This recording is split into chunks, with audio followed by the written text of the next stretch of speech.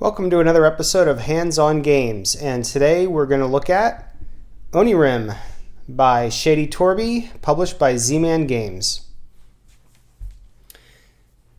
Hey everybody, okay, so these are the cards of Onirim. When I was a kid, I used to have one of those Hoyle books that had the instructions for how to play a bunch of solitaire games like Klondike and Golf and Pyramid.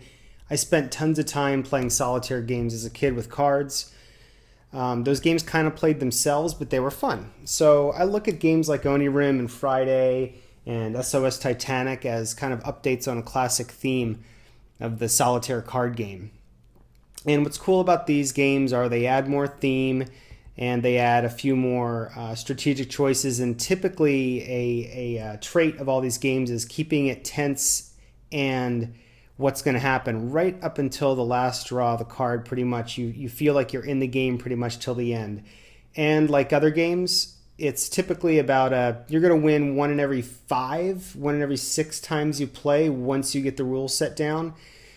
Maybe a little bit better. And so this game, this is what we're going to look at first, is just the base game, base rules. The game does come with 7 expansions in this edition of the game. I think it was reprinted this past fall of 2014. So it does have a bunch more cards to offer, a bunch more powers that these cards have than what's offered in the base game. And we'll talk about those towards the end of this video. So right now, what are we looking at? We're looking at 8 doors that we need to find. We're looking at 10 nightmare cards that are going to try to stop us. And we're looking at all the location cards that we're going to travel through on our way to search for these doors. The theme of this game is that we are in a dream world, trapped in a labyrinth, and that there's 4 locations. We've got the aquarium, we've got the observatory, we've got the gardens, and library, represented by 4 different colors. The location cards also have 3 different symbols. You have the sun, keys, and the moon. Sun and the moon are just symbols for symbols' sake. The key actually has special powers, and we'll talk about those as we play the game as it comes up. You keep a hand of 5 cards throughout the game. You play a card on your labyrinth, trying to match 3 of the same color in a row. The only rule that you follow is you can never play 2 cards with the same symbol. So I cannot play these 2 cards next to each other. 2 moons wouldn't work, but a key followed by a moon would. Color doesn't matter either. And this is also the timer. When this deck runs out, when you can no longer drop to a hand of 5 cards and you have not found all 10 locations, the game is over. So let me shuffle up, deal myself a hand, and I'll show you how the game plays. Okay, deck's all shuffled up. Before I deal myself a hand, just a couple more thoughts. The game plays in about 15 to 20 minutes, a little bit longer if you use some of the expansions. It is a what I would consider a potato chip game. You can't usually just play just one. You always have to have another. Typically, it's because you've just had a narrow defeat and you want to go at it again. It's very light. There's no heavy theme here. It's just a light, fun card game that plays well, plays great solo, although there are rules for 2-player and cooperative play as well. So let me run through the game and I'll explain the rules as we go. So first thing you do is you deal yourself a hand of 5 valid cards. I'll tell you what that is in a minute. And that's what we have. We have 5 location cards. If I had drawn myself a nightmare card or a door card, then I would have had to put it in a limbo pile and continue drawing up to 5 valid cards, in which case the limbo pile would get shuffled into this deck. This is going to get shuffled a lot during this game. So again, what I'm trying to do is make a match of 3 in a row. So my initial strategy here is going to be to grab myself a blue door by going sun, moon, sun on blue. So sun, moon, sun. Great start. What you do is you just simply search the deck for what you just earned. And so thematically, I just found 1 door. So you rifle through the deck until you find that blue door, and there's your reward. So, first door found. Take the deck, Shuffle. And head back into the labyrinth. Need to draw up to 5 cards.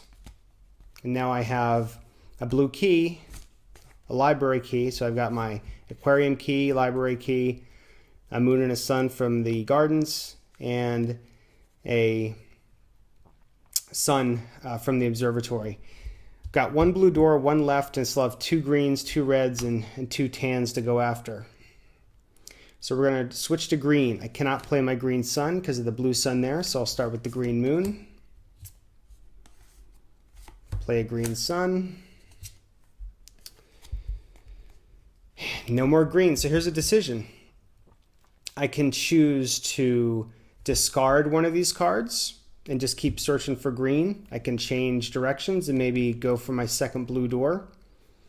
Or I can use one of these keys to show you the power of the key. If I discard this key, I can do what's called a prophecy. What the prophecy lets me do is look at the first 5 cards off the top of the deck. I must discard one of them. Hopefully one of them is a nightmare. And then put them in any order I want at the top of the deck. So let's see how that works. So I'm going to take my blue key, discard it, and do a prophecy. 1, 2, 3, 4, 5. Did not get rid of a nightmare, but check it out. I found the green card that I needed, the green moon, that's going to finish this one. So I can go ahead and put that on top. I can also set myself up for getting another blue door by putting the cards in the order I need. But the problem is, what I've just forgotten myself, once I get this green door, I'm going to have to reshuffle the deck anyway, so it really doesn't matter about the rest of the cards. So you put it back. Whoops, 1, 2, 3, 4, 5. What I forgot to do is with one of these cards, I do have to discard it. So I'm going to go ahead and get rid of this this blue one. And you might be asking why, because if you know the cards well enough, you know that there are more blue cards than green cards in the deck. So blues are a little bit more expendable. So got to get rid of one of those. So I just did. So finally draw it. Yay, we got our green. And now we search for the green door. All right, 6 more doors to go. Shuffle up.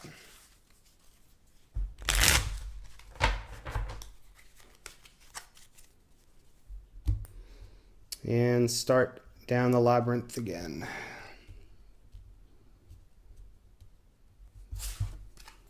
Drop to 5. And what do we want to go after now?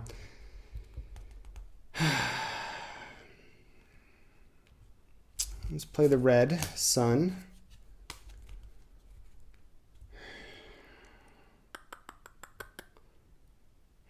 I'm going to switch to blue. Blue moon. Blue door.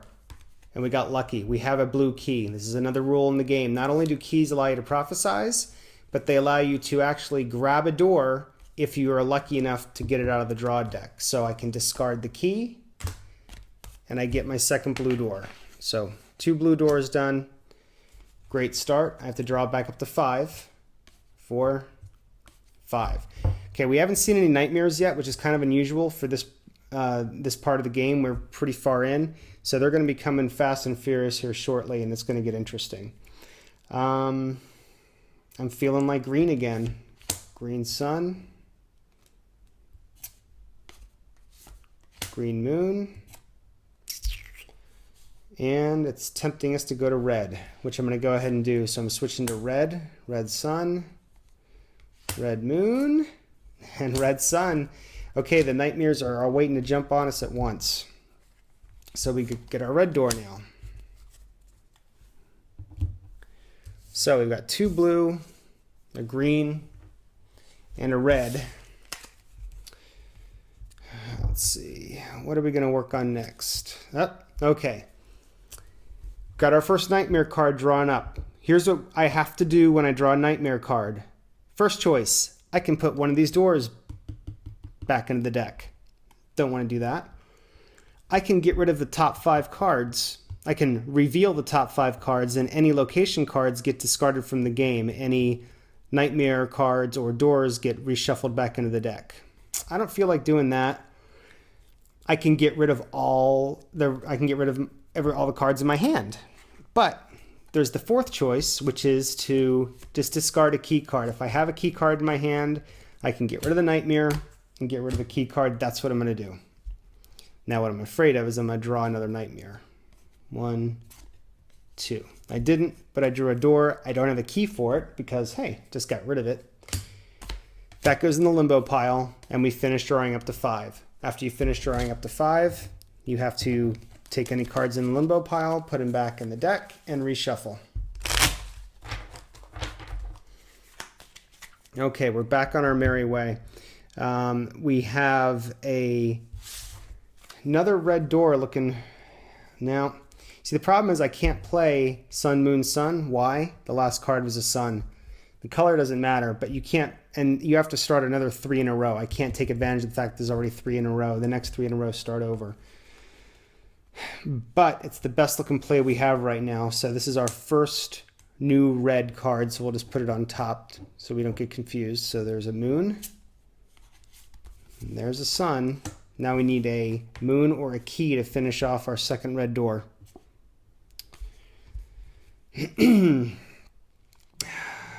Got nothing for the library yet, but let's go ahead and, because we just need one more card to finish off this red door, we're going to discard this one and prophesize. Look at the top 5. 1, 2, 3, 4, 5. Excellent. We have to discard 1, so we got rid of our second Nightmare, and we found the red card that we needed. That goes on top. We draw the red card. We grab our red door, and we reshuffle.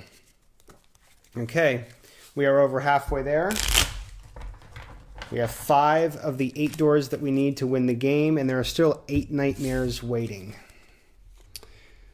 Draw up to 5, and we got another Nightmare. I'm not too crazy about all these cards. I'm going to let the Nightmare take them all away.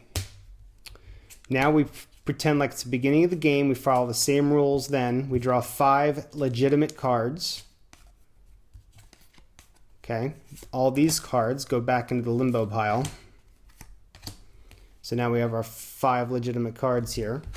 We reshuffle these cards back into the deck since we're ready to make a play.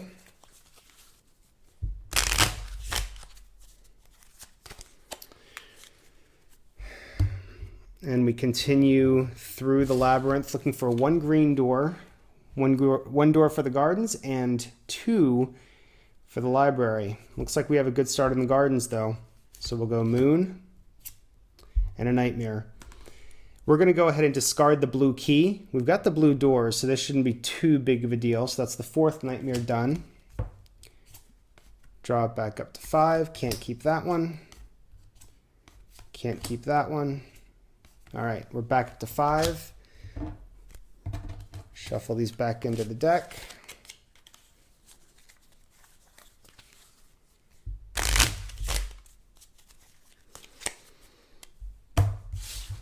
And continue after green. There's our second one. We really need to find a green, and there's a Nightmare. Okay. We don't need the reds. There are fewer library cards in this game than any other card. I'm sorry, just fewer than the other colors. So it's not a great idea to get rid of 2 of them with a Nightmare, especially since I don't have any of those doors yet. But I'm gonna. That's the choice I'm making, so draw back up to 5.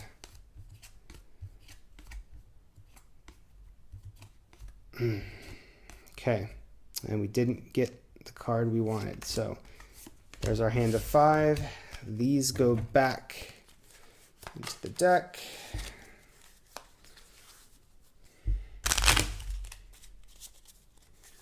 I might not have been making some good choices here because it's not looking good.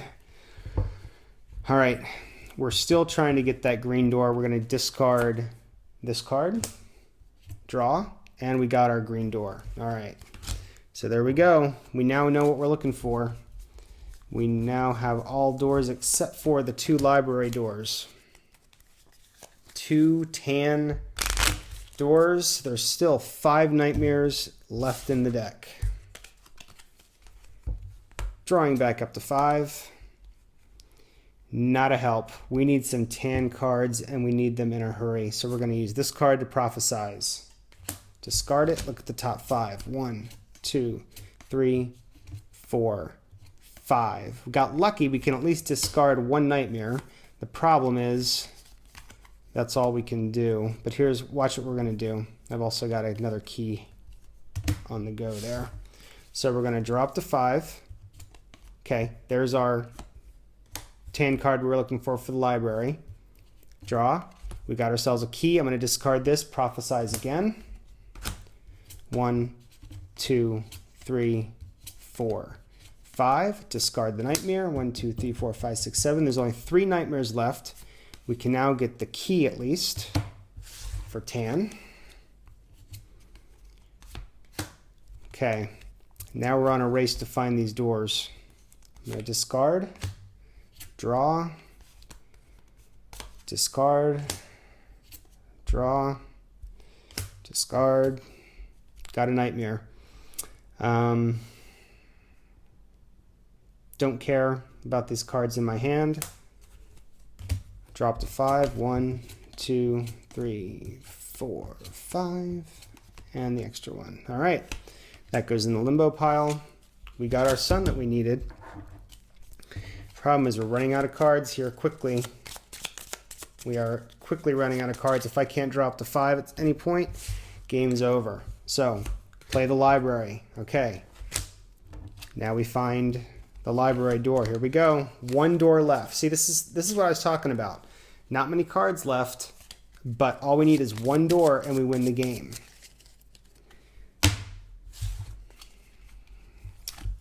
And drawing up to 5. Too bad. If we had a key for this in our hand, we'd win the game. But we don't. We have a bunch of stuff we don't need. I have a feeling I discarded too many of those library cards earlier, and we are going to be stuck. Quick shuffle. Use the red key to prophesize, see if we can get lucky. 1, 2, 3, 4, 5. We got lucky. We got really lucky. I think we're going to win the game. 1, 2, 3, 4, 5, 6, 7, 8, 9. It's the 9th nightmare. And we are now in a position to play. We can play key, moon, sun as in the order they come up. We're not going to hope for that door coming out. So again, we can't. These were 3 in a row. We have to start over for a new 3 in a row. So we get key, moon, and sun. And check it out. Last door, we won the game. So with 5 cards to spare. So there you go. That's Onirim. Now, I've played this version of the game probably about 20 times. And this is, I think, my 3rd, maybe 4th win in about 20 plays. So that's about right. It plays much better with a couple of the expansions. So let me pull those cards out and tell you about my favorite expansion, and then we'll wrap things up. Okay, so once again, here's the base deck of Onirim, the game we just played. This is the size of the deck you get with the expansion. More cards in the original than in the original game. My favorite one is probably the very first expansion. It makes the original game feel more complete, more like it should have been at the beginning, in my opinion, while not bogging it down with too many additional rules or card types that allow you to do take extra actions, etc., or force you to have additional goals.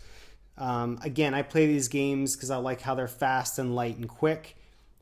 I'm looking forward to spending more time with some of the more in-depth variations that come in the box. But for now, let me show you my favorite. And it's called The Book of Steps Lost and Found. And it makes it more like a goal. It makes it feel more like a goal-oriented game, as well as giving some power to those cards that you discard throughout the game. So in this version, you get 8 of these doors. and these doors get shuffled up, and you lay them out along the top, representing the path you must take to win the game. So, when you're playing with this expansion, it's basically saying you must find the blue door, then the red, then the green, etc., all the way finishing up with this red. So that's cool. It gives you, it's more of a goal-oriented. It mixes it up. You can't just choose which door you want to go to at any given time. You're forced to make some decisions based on the path through the labyrinth that you're being forced to take.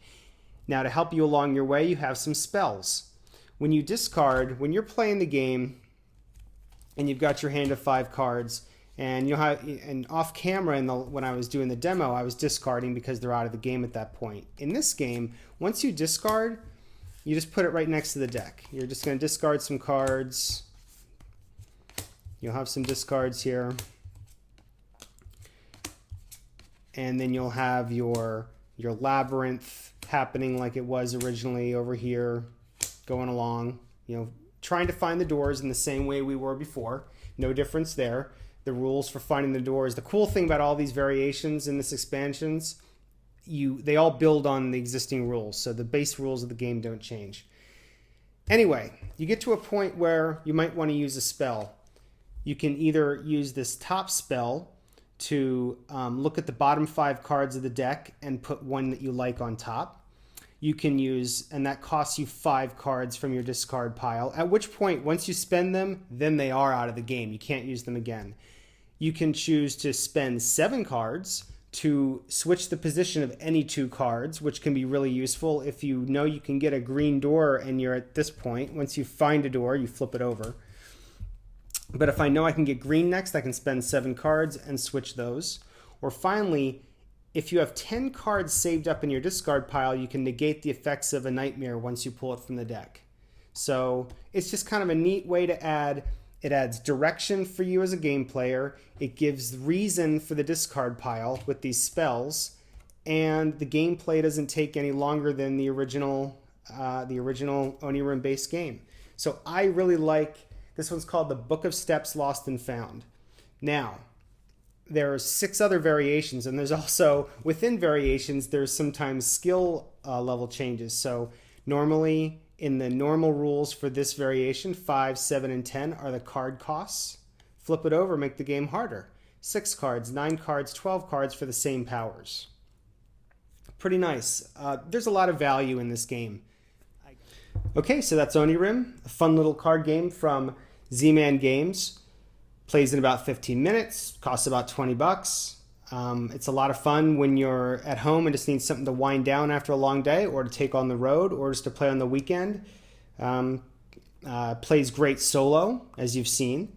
It also has rules for cooperative play, as well as 2-player variants. I haven't tried those. Maybe I'll get a chance to do that sometime soon.